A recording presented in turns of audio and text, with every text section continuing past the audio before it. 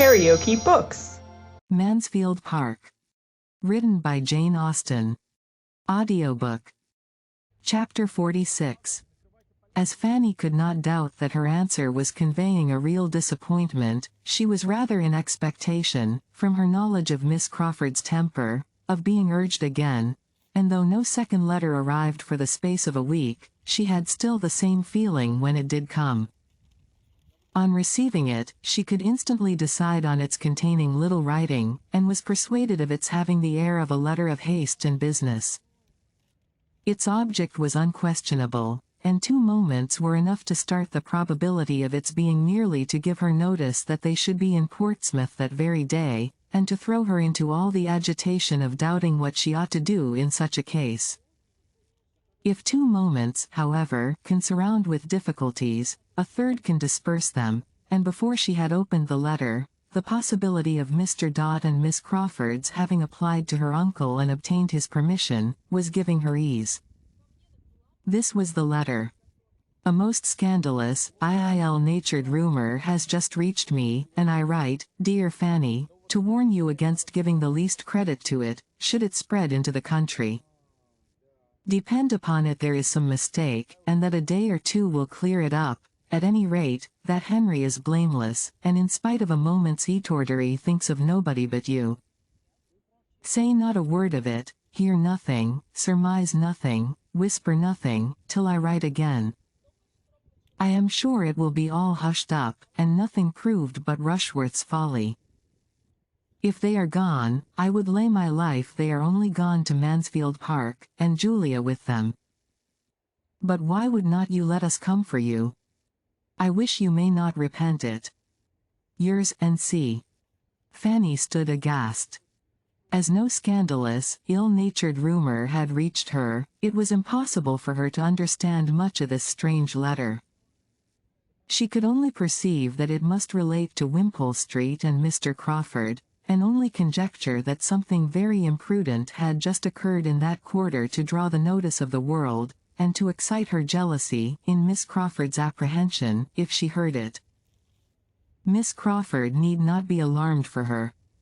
She was only sorry for the parties concerned and for Mansfield, if the report should spread so far, but she hoped it might not. If the Rushworths were gone themselves to Mansfield, as was to be inferred from what Miss Crawford said, it was not likely that anything unpleasant should have preceded them, or at least should make any impression. As to Mr. Crawford, she hoped it might give him a knowledge of his own disposition, convince him that he was not capable of being steadily attached to any one woman in the world, and shame him from persisting any longer in addressing herself. It was very strange. She had begun to think he really loved her, and to fancy his affection for her something more than common, and his sister still said that he cared for nobody else. Yet there must have been some marked display of attentions to her cousin, there must have been some strong indiscretion, since her correspondent was not of a sort to regard a slight one. Very uncomfortable she was and must continue till she heard from Miss Crawford again. It was impossible to banish the letter from her thoughts, and she could not relieve herself by speaking of it to any human being. Miss Crawford need not have urged secrecy with so much warmth, she might have trusted to her sense of what was due to her cousin. The next day came and brought no second letter. Fanny was disappointed. She could still think of little else all the morning, but when her father came back in the afternoon with the daily newspaper as usual, she was so far from expecting any elucidation through such a channel, that the subject was for a moment out of her head. She was deep in other musing. The remembrance of her first evening in that room, of her father and his newspaper came across her. No candle was now wanted. The sun was yet an hour and a half above the horizon. She felt that she had, indeed, been 3 months there, and the sun's rays falling strongly into the parlor, instead of cheering, made her still more melancholy, for sunshine appeared to her a totally different thing in a town and in the country. Here, its power was only a glare, a stifling, sickly glare, serving but to bring forward stains and dirt that might otherwise have slept. There was neither health nor gaiety in sunshine in a town. She sat in a blaze of oppressive heat, in a cloud of moving dust, and her eyes could only wander from the walls marked by her father's head, to the table cut and notched by her brother's, where stood the tea-board never thoroughly cleaned, the cups and saucers wiped in streaks, the milk a mixture of motes floating in thin blue, and the bread and butter growing every minute more greasy than even Rebecca's hands had first produced it. Her father read his newspaper, and her mother lamented over the ragged carpet as usual, while the tea was in preparation, and wished Rebecca would mend it, and Fanny was first roused by his calling out to her, after humping and considering over a particular paragraph, "What's the name of your great cousins in town?" "Fan?" A moment's recollection enabled her to say, "Rushworth, sir." "And don't they live in Wimpole Street?" "Yes, sir." "Then, there's the devil to pay among them, that's all." "There," holding out the paper to her, "much good may such fine relations do you. I don't know what Sir Thomas may think of such matters, he may be too much of the courtier and fine gentleman to like his daughter the less. But by G, if she belonged to me, I'd give her the rope's end as long as I could stand over her. A little flogging for man and woman too, would be the best way of preventing such things." Fanny read to herself that it was with infinite concern the newspaper had to announce to the world a matrimonial fracas in the family of Mr. R. of Wimpole Street, the beautiful Mrs. R. whose name had not long been enrolled in the lists of Hymen, and who had promised to become so brilliant a leader in the fashionable world, having quitted her husband's roof in company with the well-known and captivating Mr. C., the intimate friend and associate of Mr. R. And it was not known, even to the editor of the newspaper, whither they were gone. "It is a mistake, sir," said Fanny instantly, "it must be a mistake, it cannot be true, it must mean some other people." She spoke from the instinctive wish of delaying shame, she spoke with a resolution which sprung from despair, for she spoke what she did not, could not believe herself. It had been the shock of conviction as she read. The truth rushed on her, and how she could have spoken at all, how she could even have breathed, was afterwards matter of wonder to herself. Mr. Price cared too little about the report, to make her much answer. It might be all a lie, he acknowledged, but so many fine ladies were going to the devil nowadays that way, that there was no answering for anybody. "Indeed, I hope it is not true," said Mrs. Price plaintively, "it would be so very shocking. If I have spoke once to Rebecca about that carpet, I am sure I have spoke at least a dozen times, have not I, Betsy, and it would not be 10 minutes' work." The horror of a mind like Fanny's as it received the conviction of such guilt, and began to take in some part of the misery that must ensue, can hardly be described. At first, it was a sort of stupefaction, but every moment was quickening her perception of the horrible evil. She could not doubt, she dared not indulge a hope of the paragraph being false. Miss Crawford's letter, which she had read so often as to make every line her own, was in frightful conformity with it. Her eager defense of her brother, her hope of its being hushed up, her evident agitation, were all of a piece with something very bad, and if there was a woman of character in existence, who could treat as a trifle this sin of the first magnitude, who could try to gloss it over, and desire to have it unpunished, she could believe Miss Crawford to be the woman. Now she could see her own mistake as to who were gone, or said to be gone. It was not Mr. Dot and Mrs. Rushworth, it was Mrs. Rushworth and Mr. Crawford. Fanny seemed to herself never to have been shocked before. There was no possibility of rest. The evening passed, without a pause of misery, the night was totally sleepless. She passed only from feelings of sickness to shudderings of horror, and from hot fits of fever to cold. The event was so shocking, that there were moments even when her heart revoked from it as impossible, when she thought it could not be. A woman married only 6 months ago, a man professing himself devoted, even engaged, to another, that other her near relation, the whole family, both families connected as they were by tie upon tie, all friends, all intimate together. It was too horrible a confusion of guilt, too gross a complication of evil, for human nature, not in a state of utter barbarism, to be capable of. Yet, her judgment told her it was so. His unsettled affections, wavering with his vanity, Maria's decided attachment, and no sufficient principle on either side, gave it possibility. Miss Crawford's letter stamped it a fact. What would be the consequence? Whom would it not injure? Whose views might it not affect? Whose peace would it not cut up forever? Miss Crawford herself, Edmund, but it was dangerous, perhaps, to tread such ground. She confined herself, or tried to confine herself to the simple, indubitable family misery which must envelope all, if it were indeed a matter of certified guilt and public exposure. The mother's sufferings, the father's, there, she paused. Julius, Tom's, Edmund's, there, a yet longer pause. They were the two on whom it would fall most horribly.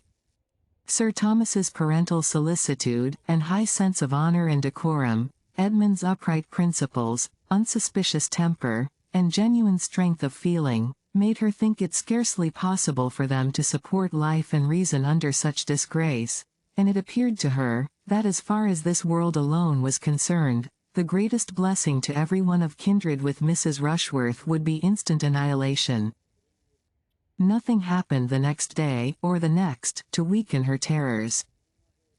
2 posts came in, and brought no refutation, public or private. There was no second letter to explain away the first, from Miss Crawford. There was no intelligence from Mansfield, though it was now full time for her to hear again from her aunt. This was an evil omen. She had, indeed, scarcely the shadow of a hope to soothe her mind, and was reduced to so low and wan and trembling a condition as no mother, not unkind, except Mrs. Price, could have overlooked, when the 3rd day did bring the sickening knock, and a letter was again put into her hands. It bore the London postmark, and came from Edmund. Dear Fanny, you know our present wretchedness. May God support you under your share. We have been here 2 days, but there is nothing to be done. They cannot be traced. You may not have heard of the last blow, Julia's elopement. She is gone to Scotland with Yates. She left London a few hours before we entered it. At any other time, this would have been felt dreadfully. Now it seems nothing, yet it is an heavy aggravation. My father is not overpowered. More cannot be hoped. He is still able to think and act, and I write, by his desire, to propose your returning home. He is anxious to get you there for my mother's sake. I shall be at Portsmouth the morning after you receive this, and hope to find you ready to set off for Mansfield. My father wishes you to invite Susan to go with you, for a few months. Settle it as you like, say what is proper. I am sure you will feel such an instance of his kindness at such a moment. Do justice to his meaning, however I may confuse it. You may imagine something of my present state. There is no end to the evil let loose upon us. You will see me early, by the mail. Yours, N.C. Never had Fanny more wanted a cordial. Never had she felt such a one as this letter contained. Tomorrow. To leave Portsmouth tomorrow. She felt she was, in the greatest danger of being exquisitely happy, while so many were miserable. The evil which brought such good to her. She dreaded lest she should learn to be insensible of it.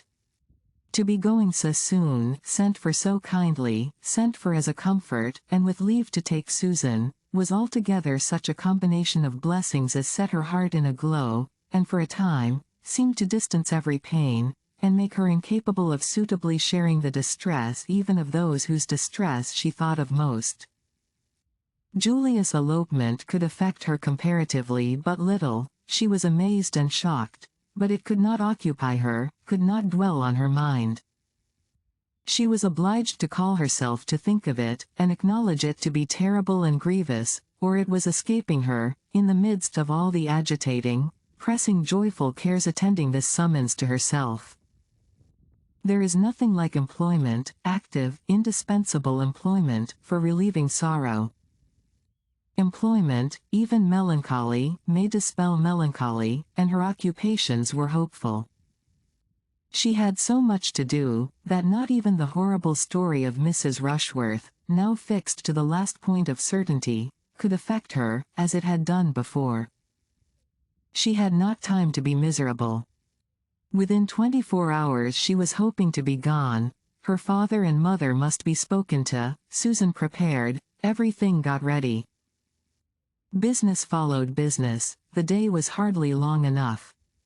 The happiness she was imparting too, happiness very little alloyed by the black communication which must briefly precede it, the joyful consent of her father and mother to Susan's going with her, the general satisfaction with which the going of both seemed regarded, and the ecstasy of Susan herself, was all serving to support her spirits.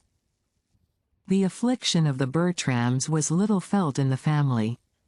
Mrs. Price talked of her poor sister for a few minutes, but how to find anything to hold Susan's clothes, because Rebecca took away all the boxes and spoilt them, was much more in her thoughts, and as for Susan, now unexpectedly gratified in the first wish of her heart, and knowing nothing personally of those who had sinned, or of those who were sorrowing, if she could help rejoicing from beginning to end, it was as much as ought to be expected from human virtue at 14.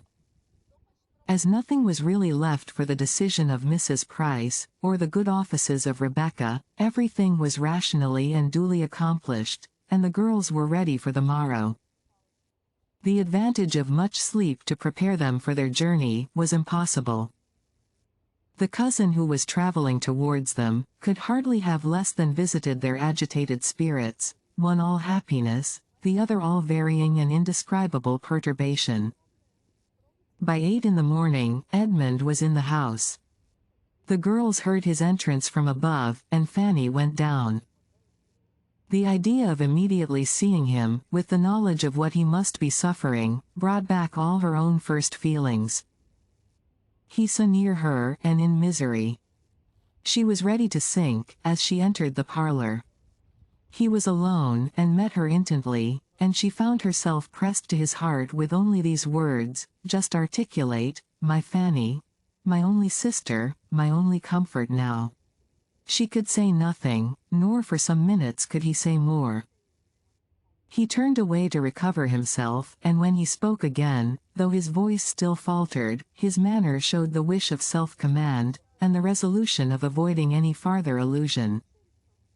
"Have you breakfasted? When shall you be ready? Does Susan go?" were questions following each other rapidly. His great object was to be off as soon as possible. When Mansfield was considered, time was precious, and the state of his own mind made him find relief only in motion. It was settled that he should order the carriage to the door in half an hour. Fanny answered for their having breakfasted, and being quite ready in half an hour. He had already ate, and declined staying for their meal. He would walk round the ramparts, and join them with the carriage. He was gone again, glad to get away even from Fanny. He looked very ill, evidently suffering under violent emotions, which he was determined to suppress. She knew it must be so, but it was terrible to her.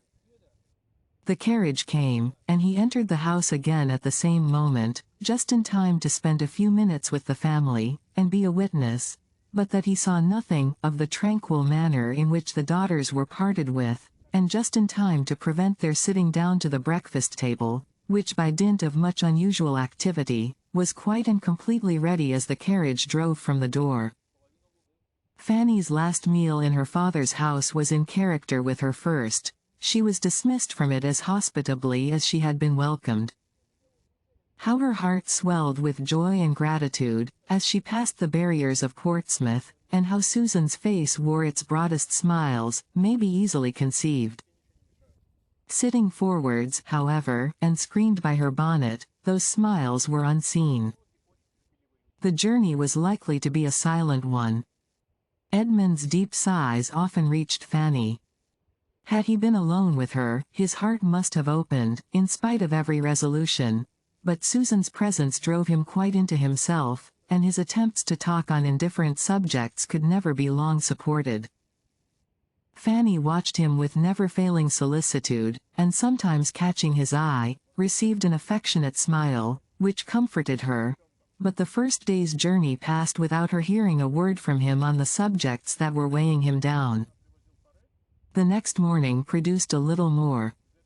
Just before their setting out from Oxford, while Susan was stationed at a window, in eager observation of the departure of a large family from the inn, the other two were standing by the fire, and Edmund, particularly struck by the alteration in Fanny's looks, and from his ignorance of the daily evils of her father's house, attributing an undue share of the change, attributing all to the recent event, took her hand, and said in a low, but very expressive tone, "No wonder. You must feel it, you must suffer. How a man who had once loved, could desert you. But your regard was new compared with, Fanny, think of Mimi." The first division of their journey occupied a long day, and brought them almost knocked up, to Oxford, but the second was over at a much earlier hour. They were in the environs of Mansfield long before the usual dinner time, and as they approached the beloved place, the hearts of both sisters sank a little. Fanny began to dread the meeting with her aunts and Tom, under so dreadful a humiliation, and Susan to feel with some anxiety, that all her best manners, all her lately acquired knowledge of what was practiced here, was on the point of being called into action. Visions of good and ill breeding, of old vulgarisms and new gentilities were before her, and she was meditating much upon silver forks, napkins, and finger-glasses. Fanny had been everywhere awake to the difference of the country since February, but, when they entered the park, her perceptions and her pleasures were of the keenest sort. It was 3 months, full 3 months, since her quitting it, and the change was from winter to summer. Her eye fell everywhere on lawns and plantations of the freshest green, and the trees, though not fully clothed, were in that delightful state, when farther beauty is known to be at hand, and when, while much is actually given to the sight, more yet remains for the imagination. Her enjoyment, however, was for herself alone. Edmund could not share it. She looked at him, but he was leaning back, sunk in a deeper gloom than ever, and with eyes closed as if the view of cheerfulness oppressed him, and the lovely scenes of home must be shut out. It made her melancholy again, and the knowledge of what must be enduring there, invested even the house, modern, airy, and well situated as it was, with a melancholy aspect. By one of the suffering party within, they were expected with such impatience as she had never known before. Fanny had scarcely passed the solemn-looking servants, when Lady Bertram came from the drawing-room to meet her, came with no indolent step, and, falling on her neck, said, "Dear Fanny, now I shall be comfortable." If you liked what you heard, please subscribe to the channel.